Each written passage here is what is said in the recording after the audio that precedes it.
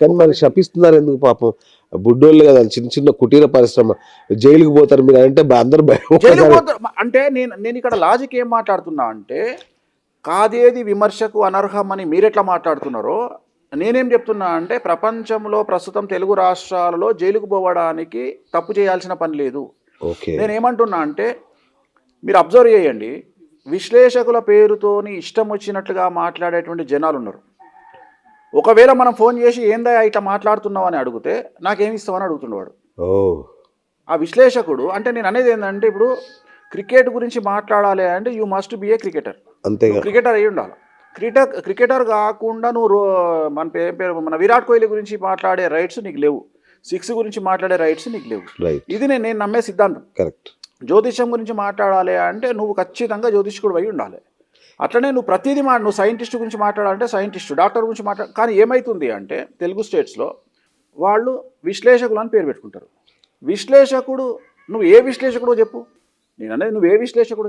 నువ్వు జ్యోతిషాన్ని విమర్శిస్తావు, రాజకీయాలను విమర్శిస్తావు, సినిమాను విమర్శిస్తావు. ఇప్పుడు నిన్న మొన్న పెద్ద లొల్లి అవుతుంది, నిన్న ఈవినింగ్ నుండి లొల్లి అవుతుంది. పూల చొక్క అనేటువంటి మనిషి పెద్ద సినిమా గురించి నోటికొచ్చినట్టు మాట్లాడాడు నిన్న. నేను అనేది ఏంటంటే, సినిమా తీయడానికి ఎంత కష్టపడతారు. ఆల్రెడీ తెలుగు సినిమా ఇండస్ట్రీ సకలం సంకనాకిపోయింది. పేరుగల్ల ప్రొడ్యూసర్లు, సమాజంలో పేరుగల్ల ప్రొడ్యూసర్లు అని చెప్పుకున్నటువంటి వాళ్ళ దగ్గర డబ్బులు లేవు. నేను ఈ మాట చెబితే ఎవడు నమ్మడు. కానీ నిన్న అంత పెద్ద బాలయ్యబాబు సినిమా ఆగిపోవడానికి కారణం ఏంది? ఒక 28 కోట్ల రూపాయలు కట్టలేనటువంటి ప్రొడ్యూసర్ వల్ల సినిమా ఆగిపోయింది. అంటే నువ్వు 1000 కోట్ల రూపాయల బడ్జెట్ సినిమాలు తీస్తా అనుకునేటువంటి దగ్గర 28 కోట్లు లేవు అనేది నిజమే కదా? అంతే కదా, నిజమే కదా. ఇది నేను చెప్పింది కాదు కదా, వాళ్ళే ఒప్పుకున్నారు కదా. అట్లనే నేను ఏమంటున్నా అంటే, పెద్ద పెద్ద ప్రొడ్యూసర్లు అందరూ ఆన్ రోడ్డు మీద ఇవాళ పరిస్థితి ఏంటి అంటే, అందరూ 3 రూపాయల ఇంట్రెస్ట్ తీసుకొచ్చి ఆల్రెడీ రోడ్డు మీద ఉన్నటువంటి సందర్భము. పెద్ద పెద్ద కంపెనీలన్నీ త్వరలో ఆ కంపెనీలన్నీ దివాలా తీయబోతున్నాయి. ఆల్రెడీ హీరోలు బడ్జెట్ పెంచేసిర్రు. ప్రతిదీ కాన్సెప్ట్ ఉన్నప్పుడు నువ్వు సినిమా రిలీజ్ అయిన గంట సేపటికే ఇంకోటి ఏంది, రాత్రి ప్రివ్యూ వేస్తే ఈ ప్రివ్యూ చూసి రాత్రి 1 గంటకు దాని మీద చర్చ పెడతాడు, ఈ సినిమా బాగలేదు. నేననే పాయింట్ ఏంటంటే, అసలు నీకు ఎక్కడిది రైట్స్? కొన్ని వందల కోట్ల రూపాయలు పెట్టి సినిమా తీసేవాడిని అడ్డుకునే శక్తి లేదా మీకు? అంటే ఎక్కడికి పోతున్నాం మనం? నేను అనే పాయింట్ ఏంటంటే, సరే వేణుస్వామి ఇండివిజువల్ నా మీద దాడి చేస్తున్నారు, నేనేమనట్లా. కానీ ఒక మనిషి ఒక సినిమాని ఆపగలుగుతున్నాడు, ఒక మనిషి ఒక సినిమా రెవెన్యూని ఆపగలుగుతున్నాడు అంటే సినిమా ఇండస్ట్రీ ఏం చేస్తుంది? అంటే వాళ్ళ చేతులు ఏం లేదు. నేను అనే పాయింట్ ఏంటంటే, మనకు ఈ సైబర్ క్రైమ్లో ఉన్నటువంటి లొసుగులను పట్టుకొని ఎవరు ఇష్టం వచ్చినట్టు వాడు రెచ్చిపోతున్నాడు. సీఎం లేదు, ఎవరు లేరు. ఇంతకుముందు నేను చూసిన న్యూస్ ఏంటంటే, ప్రముఖ రాజకీయ నాయకులు బిఎస్ గారు అలాని ప్రముఖ రాజకీయ నాయకులు చారి గారిని విమర్శించారు. ఇది పద్ధతి. ఇది ఇట్లా చెప్పేవాళ్ళు, లేదంటే తీవ్రంగా విమర్శించే వాళ్ళు, అంతే. లేదంటే తీవ్రంగా విమర్శించేవాళ్ళు. ఈ రోజు ముఖ్యమంత్రి గారు అపోజిషన్ నాయకుడిని చాలా తీవ్ర పదజాలంతో హెచ్చరించారు. ఇది నువ్వు జరిగిన సబ్జెక్ట్ చెప్పాలి. ఇప్పుడు డైరెక్ట్ ఇక్కడ ఈ న్యూస్ రీడర్ చాలా ప్లేస్లో కూర్చున్న వ్యక్తి ఏం అపోజిషన్ లీడర్ అంటాడు.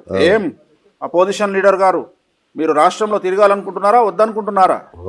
నీకేం సంబంధం రా అయ్యా, నువ్వు ఆఫ్టర్ ఆల్ న్యూస్ రీడర్, నువ్వు చెప్పాల్సిన జనాలకు న్యూస్ కదా. ఇంకా దీంట్లో అనుకోవడము, ఒక న్యూస్ రీడర్ ఇంకో న్యూస్ రీడర్ అనుకోవడము, దీంట్లో ఒక యూట్యూబ్ ఛానల్ ఓనరు ఇంకో యూట్యూబ్ ఛానల్ దన్నుకోవడం. ఎందుకు దన్నుకుంటారో అర్థం కాదు. ఇప్పుడు ఈ మధ్యన కొత్తగా హిందూ మతంలోకి ఎంటర్ అయిన సబ్జెక్ట్ ఏంటంటే, ఈ మధ్యన ట్రెండింగ్ ఏంటంటే, హిందూ మతంలో ఉన్న ఆచారాలను తప్పుపడతాడు. ఎవరో ఒక ఆయన వచ్చి నేను పండితుడిని చెప్పుకొని భవానీ మాల లేదంటాడు. చూసుంటారు, భవానీ మాలనే లేదంటాడు చరిత్రలో. ఇది ఎక్కడిది?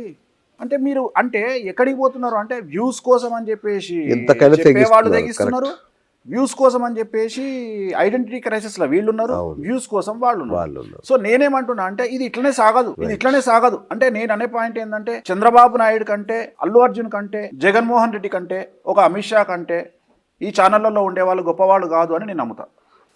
అది మీరు కూడా నమ్ముతారు అనుకుంటున్నా. నమ్మి తీరాల్సిందే. అంటే నేనేమంటున్నా, ఒక రేవంత్ రెడ్డి, ఒక చంద్రబాబు, ఒక జగన్, ఒక అమిత్ షా, ఒక అల్లు అర్జున్, దీంట్లో మనకు అందరు ఉన్నారు. ఒక రవి ప్రకాష్. ఎందుకు చెప్తున్నా అంటే, ఒక ఛానల్ హెడ్ ఉన్నాడు, ఒక సూపర్ స్టార్ హీరో ఉన్నాడు, ఒక 2 సీఎంలు ఉన్నారు, ఒక సెంట్రల్ హోమ్ మినిస్టర్ ఉన్నాడు.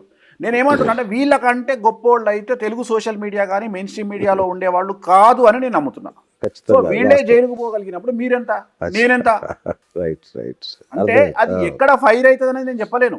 మీరు ఏమైతుంది అంటే ఇష్టం వచ్చినట్లు మాట్లాడుతూ పోతున్న సందర్భంలో మీడియా అనే దాన్ని మనం ఏమంటామంటే, నామ నక్షత్రంలో మీడియా అనేది సింహరాశికి సంబంధించింది, మఖా నక్షత్రానికి సంబంధించింది. ప్రస్తుతం మఖా నక్షత్రం సింహరాశికి అష్టమ శని నడుస్తోంది. సో దాన్ని బేస్ చేసుకున్నా నేను 2024లో చెప్పిన చిత్ర పరిశ్రమ చాలా సమస్యలోకి వెళ్తుంది అని. సో తెలుగు చిత్ర పరిశ్రమ అనేది, తెలుగుని తీసుకుంటే తులారాశి, చిత్ర పరిశ్రమ మీనరాశి, ఈ రెండింటికి షష్టాష్టకాలైన ఈ రెండు కూడా ప్రస్తుతం 6వ ఇంట్లో శని, ఏలినాటి శని నడుస్తుంది. సో ఇటు తెలుగు రాజకీయాలను తీసుకుంటే తెలుగు రాజకీయాలు అనేది తులారాశి. సో నేనేమంటున్నా అంటే తెలుగు రాజకీయాలకు తులారాశిలో ఉంది, తెలుగు చిత్ర పరిశ్రమ మీనరాశి తులారాశిలో ఉంది, తెలుగు మీడియా అనేటువంటిది తులారాశి సింహరాశిలో ఉంది. సో ఈ మూడిటికి సమస్యలు తప్పవు అనేది నేను జాతకపరమైన విశ్లేషణ చేసి చెప్తాను. దాంట్లో భాగంగా నేను ఏం చెప్తున్నా అంటే, మీరు మాట్లాడేటప్పుడు జాగ్రత్తగా ఉండండి, మీరు ఎవరిని పడితే వాళ్ళని విమర్శించకండి. ఈ మధ్యకాలంలో లాస్ట్ 1.5 ఇయర్లో నాకు తెలిసి 2-3 యూట్యూబ్ ఛానల్ జర్నలిస్టు జైలుకి వెళ్ళారు కదా. అందులో ఒక మహిళ కూడా ఉంది, ఒక రిపోర్టర్ ఉంది, మీరు చూసి ఆల్రెడీ. నేను ఏమంటున్నా అంటే, ఇట్లా మీరు రెచ్చిపోకండి అని చెప్తున్నా, తప్పేం లేదే. అంటే మీరు ఎంత సంపాదిస్తారు? నేను అనేది ఏంటంటే, ఏదైనా తప్పు చేస్తే ఒక 10 కోట్లకు తప్పు చేసామో లెక్క. నేను ఏమంటున్నా అంటే, నీకు ఎంత రెవెన్యూ వస్తుంది? ఈ రెవెన్యూ కోసం నువ్వు విచ్చలవిడిగా మాట్లాడి ఒక ముఖ్యమంత్రిని తిట్టి $5 $10 వస్తుంది కావచ్చు. నేను అదే చెప్తున్నా. నేను అనేది ఏంటంటే, అనవసరంగా మీ లైఫ్ స్పాయిల్ అవుతుంది కదా. నేను అనేది ఇక్కడ మీ లైఫ్ స్పాయిల్ అవుతుంది కాబట్టి జాగ్రత్తగా ఉండండి అని నేను హెచ్చరించడంలో తప్పు లేదనుకో. నేనేమి శాపనార్థాలు పెడతలేను, నన్ను తిట్టొద్దంటలేను, ఎందుకంటే అంటే మీ వృత్తి అది. అంతే, కొందరు ఏమంటే ఎవరినో దృష్టిలో పెట్టుకుని అన్నారేమో అన్నట్టుగా. ఎవరిని దృష్టిలో పెట్టుకోను, ఎందుకంటే వాళ్ళు లేకపోతే నాకు పబ్లిసిటీ లేదు. వాళ్ళు లేకపోతే నాకు పబ్లిసిటీ లేదు. ఇవాళ బిఎస్ వచ్చి వేణుస్వామి చాలా మంచి మనిషి అని చెప్పితే ఎవడు నమ్మే పరిస్థితులలో లేడు. జనాలకు దే వాంట్ ఎంటర్టైన్మెంట్. జనాలకు ప్రతిరోజు అలెక్యాపికిల్ పచ్చడి కావాలి, ప్రతిరోజు దువ్వాడ శ్రీనివాసరావు కావాలి, ప్రతిరోజు వేణుస్వామిని ఎక్కడం కావాలి, ప్రతిరోజు ఏదో సంచలనం కావాలి. అంటే జనాలను పైశాచికత్వంలోకి నెట్టినటువంటి బాధ్యత ఎవరు తీసుకుంటారో నాకు తెలియదు. కానీ తెలుగు రాష్ట్రాల్లో ఉన్న జనాలను 90% ఒక సైకో మెంటాలిటీలోకి నెట్టి చివరికి ఎట్లాంటిదంటే, చివరికి ప్రతి ఒక్కళ్ళు ఏదో ఒక మీమ్స్ లేకపోతే, ఏదో ఒక ట్రోల్ చేయకపోతే, మెటీరియల్ కాకపోతే జనాలు నిద్రపోయే పరిస్థితి లేదు. రెండవది ఏం చేస్తున్నారు, జనాలు 1 వీకే చూస్తారు, 1 వీక్ తర్వాత దే వాంట్ న్యూ. పాతది ఇప్పుడు పాతది అలేఖ్యాచి టిపికల్ ఉంది, 1 వీక్ అయిన తర్వాత మాకు మళ్ళా ఇంక దువ్వాడ శ్రీనివాస్, నో వేణుస్వామి నెక్స్ట్, ఇంకా ఇప్పుడు అయిపోయింది వేణుస్వామి, నెక్స్ట్ ఇంకోటి కావాలి, అల్లు అర్జున్ నెక్స్ట్ ఇంకోటి కావాలి. అంటే దే వాంట్ న్యూ. ప్రతి వాళ్ళకు వారం 15 రోజులకు ఒక కొత్త ఫుడ్ కావాలి. సో దాన్ని వాళ్ళు ఎంజాయ్ చేయాలి, చూసుకొని నవ్వాలి, చూసుకొని మళ్ళీ వాళ్ళకి తెలుసు ఇవన్నీ అబద్ధాలని, తెలుసు. ఇప్పుడు తెలుగు న్యూస్ ఛానల్స్ ఉన్నాయి, ఎగ్జాంపుల్ చెప్తా. న్యూట్రల్గా ఉన్నటువంటి న్యూస్ ఛానల్ భారతదేశంలో ఒక్కటి కూడా లేదు, భారతదేశంలోనే లేదు. భారతదేశంలో నార్త్ ఇండియాలో ఉండే ఛానళ్ళు 100% బయాస్డ్గా ఉంటే, తెలుగు రాష్ట్రాల్లో ఉండేవి 1,00,00,000% బయాస్డ్గా ఉంటాయి. సో 1,00,00,000% ఉన్నప్పుడు ఈ ఛానల్లో అబద్ధం అనే విషయం మనకు తెలుసు, కానీ దాన్ని ఎంజాయ్ చేస్తాడు. వేసేవాడి నమ్మకం ఏంటంటే, నాకంటూ కొంతమంది జనాలు ఉన్నారు చూడడానికి, వాళ్ళు చూస్తారులే, అందుకని వేస్తాడు. సో నేనేం చెప్తున్నా అంటే, ఈ వీటికి ఎక్కడ కూడా క్రెడిబిలిటీ లేదు. కానీ అల్టిమేట్గా సఫర్ అయ్యేది ఎవరు? ఇవాళ మీ ఓనర్ కోసమో, మీ వ్యక్తిగతం కోసమో ఇవాళ మీరు తప్పు చేస్తున్నారు. నేను ఒకటే మాట చెప్తా, నువ్వే సినిమాల ప్రకాష్ రాజ్తోని తరుణ్ ఒక మాట అంటాడు, సార్ మీరు 100 కోట్ల రూపాయలు సంపాదించారండి ప్రకాష్ రాజ్ గారు, మరి మీ కొడుకును ఈ 100 కోట్ల నుండి 101 కోటి నుండి లైఫ్ను స్టార్ట్ చేయమంటారా, లేకపోతే మళ్ళీ 10 రూపాయలు ఇచ్చి రోడ్డు మీదకి పోయి మళ్ళీ స్టార్టింగ్ నుండి స్టార్ట్ చేయరా అంటారా అని అడుగుతాడు. త్రివిక్రమ్ గురువు గారు రాసిన డైలాగు. ఇదే డైలాగును నేను తెలుగు రాజకీయాలకు, తెలుగు మీడియాకు నేను అన్వయించి చెప్తున్నా. ఇవాళ మీరు ఎదుటి వ్యక్తిని పెట్టే టార్చరు, సపోజ్ 150కి తీసుకొచ్చి వదిలేసిరు అనుకుందాం, నెక్స్ట్ వచ్చేటోడు ఎక్కడి నుండి స్టార్ట్ చేస్తాడు? 151 నుండి స్టార్ట్ చేస్తాడు. అది మీడియా కానీ, రాజకీయం కానీ, హింసించడం కానీ, టార్గెట్ చేయడం కానీ, టార్చర్ చేయడం కానీ. అంటే నువ్వు ఇండైరెక్ట్గా అవతలి వ్యక్తిని ప్రిపేర్ చేస్తున్నావు, అరే బాబు నేను 100 దెబ్బలు కొడతా, నువ్వు నన్ను 101 దెబ్బ నుండే కొట్టడం స్టార్ట్ చేయి అని. సో ఇదన్నీ కూడా నువ్వు నేర్పిస్తున్నావు. అంటే ఒక సైకోయిజాన్ని జనంలోకి తీసుకెళ్తున్నారు. ఇది తప్పు అని చెప్తున్నా. ఇది ఎన్నటికైనా వినాశనమే. ఇది మనము వినాశనాన్ని చేసుకోవడానికే ఇవన్నీ చేస్తున్నాం. మేము కూడా కొన్ని చేస్తున్నాము. ఇప్పుడు నిన్న నిధి అగర్వాల్ లుల్లుమాలో జరిగిన సంఘటన గురించి ఎంతమంది మాట్లాడారు? నిధి అగర్వాల్ రాజాసారు సినిమా ఒక సాంగ్ గ్రిమ్స్ రిలీజ్ అయితే ఆ పిల్లను సర్వనాశనం పట్టించారు మొత్తం. సో చాలా భయంకరంగా బిహేవ్ చేశారు. Okay. చివరికి ఆ పిల్ల కారులో కూర్చొని ఏడిచింది. అంటే కొన్ని వందల మంది అమ్మాయి మీద పడ్డారు. అమ్మాయి పరిస్థితి ఏంటి? దీని గురించి ఎవరు మాట్లాడు? అవును, నేను అనేది దీని గురించి ఎవరు మాట్లాడరు. అవును, ఇది ఎంజాయ్ చేస్తారు కదా బ్రహ్మాండం. నేను అదే చెప్తున్నా. అంటే ఒక పైశాచికత్వానికి మనం పరాకాష్ట అయిపోయినాం. అవును, నార్త్ ఇండియా తీసుకుంటే తెలుగు, సౌత్ ఇండియాలో కూడా కర్ణాటక, కేరళ, తమిళనాడు వదిలేస్తే మనకు 2 రాష్ట్రాల్లో ఉన్నటువంటి పరిస్థితులు ఎక్కడా లేవు. ఇక్కడ ఉన్నటువంటి పరిస్థితులు ఎక్కడా లేవు.